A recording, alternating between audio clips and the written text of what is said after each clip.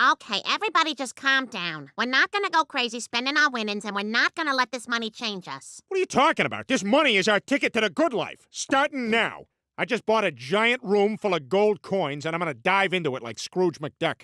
Welcome, YouTubers, to another recap from Gate of Life at Bethel Lutheran Church. I'm Greg. I'm Derek. And I'm Miguel. We wanted to include Miguel because he had come up, a group of our people who went down to their church in July to help them, and a group of his friends and their pastor came to our church to see how we do things up here, and we're very glad to have you. Paying the visit back. Yeah.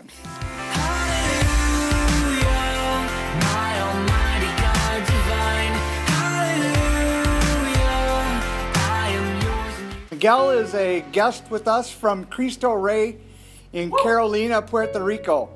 Welcome. Thank you, thank you.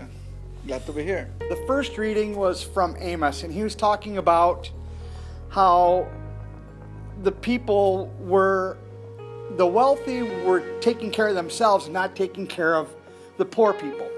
Yeah. And Pastor Norm brought this into Luke with Lazarus being outside the gate waiting for food to hit the ground, nonetheless, at least for him to be able to get a morsel. At the same level of the dogs, or even lower.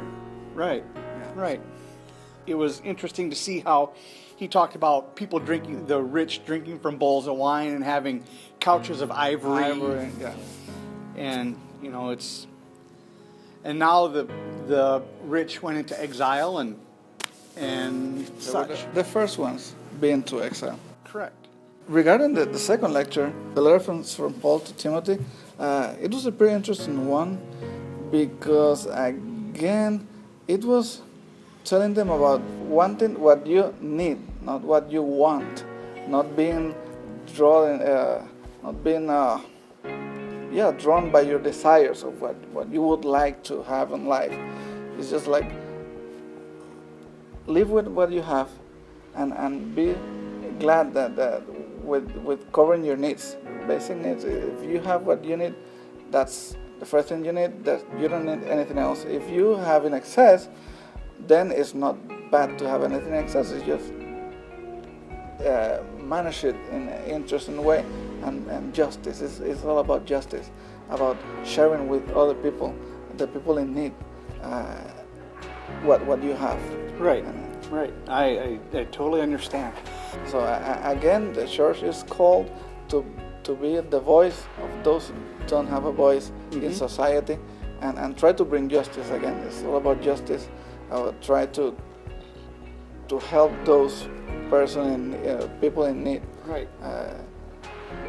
You know, it's good that we have the ability to help our fellow humans. You know, Of course. In addition to the gospel itself, I love the way the pastor explained it to the kids. Yeah. Well, for those of you who didn't watch what I'm talking about, he just bring the kids up front during the service, and then he brought like a little recipient with money in it, and then he tried to interact with money and say, well, I love your money, and trying to get some reaction from money. Well, of course, money didn't react to his advances. But then he told the kids, well, give me a high five, and then the kids give him a high five, but the money didn't return anything of that. So it's a very simple way with a very strong message that loving money doesn't do any good. No. And for explaining to kids in that way, I think it was awesome. I like it. It was lovely. Yeah. And again, it was simple. It was for the kids. But it's a strong message, even for the adults. Yeah. So then we go into Pastor Norm's sermon today called Tough Love. Again, Amos was unhappy with all the luxuries that the rich had versus what the poor had. You know, the couches with ivory. Yeah. You know, the like.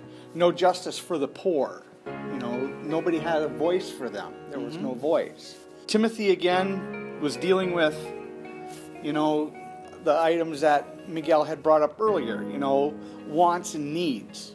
Do they really need things? Do they really want things? How do you determine what is a want or a need? Do we really need to have steak on Wednesday night every week? Pastor Norm started talking about our lectionary series that we're going to have. Like each pastor is given an assignment, and then from that assignment they have to figure out a way they can use, they have, basically it's just a skeleton is what the assignment is. And then for that skeleton they can branch out and go and create different ways to teach the same lesson to give a different effect. So that's what the new system was. And for the past 5 years it's been varying. So what do you say, for 2 years we had, or 2 or 3 years we had this, it was a story, and before that was a narrative, and now this year. Now we're in the lectionary, back to lectionary again. And he also mentioned about a friend of his who is a pastor up in the Twin Cities area, wrote an op-ed piece for the Star Tribune about cathedrals. Yeah, and comparing them with the extravagance of modern constructions like sports stadiums. Like our new stadium. How society kind of is switching from building cathedrals or expensive churches to they now build just expensive stadiums and expensive buildings for other purposes. And he compared the cost of St. Paul Cathedral back when it was built to U.S. Bank Stadium, which is a little over $1 billion. And he said that the cost in today's dollars are very comparable. Yeah. From 100 years ago when that cathedral was built. So. And another thing that caught my attention very strongly was that he was making the difference. Firstly, he put out that the lectures themselves were not easy to talk about. Right. Because it might be misinterpreted that if you have money or if you have possessions, then you're in a bad position in the eyes of God. And that's not the message. The problem is not the money, it's the love of the money. It's loving the money. Right. And so it's not having possessions, it's what you do with that possessions. Exactly. And that is a pretty, a delicate point. Right. You can switch, put some chords in people. Right. But he made a good job explaining that difference. Oh, yeah. In regarding the message of the gospel. Right. We're thankful that Miguel was able to join us today for our recap. Thank you for inviting me. Well, absolutely. It's kind of nice to get a different, fresh perspective. Well, but to then watch. I'm for sure, I know that there will be some more friends this time. Good. When I tell them that I'm in a video in Facebook. Well, good. Oh, yeah. On YouTube. Good. With that, I think we're done. Have a great Sunday. Tengan un buen domingo. Signing off, I'm Greg. I'm Derek. And special guest, Miguel. Yep. Thanks for watching. We'll see you next week. See ya. Ciao.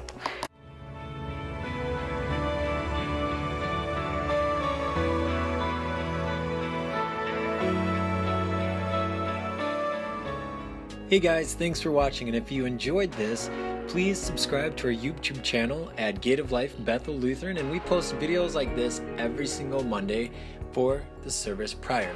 Also, look us up on Facebook at Gate of Life, and you can keep up with any verses or YouTube videos like this through there too. Alright, we'll see you next week.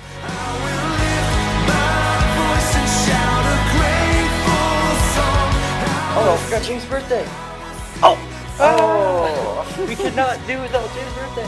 Is it recording? It's James' birthday! James's birthday! How old is he now? we Do you know? he's almost 30. Almost 30? Oh, that's perfect. Yeah. It's gonna be the pinnacle of experience in youth pretty. Just get a voiceover from James. Yeah. The readings are Yeah. da da da da da. Yeah. I have to say, I do love the way you did this service, the music. It was pretty Well, dynamic and Yeah. nice. I love it. I like it. And then, You know? wait, is it? There it is, there. Where's that voice Voice coming from a voice.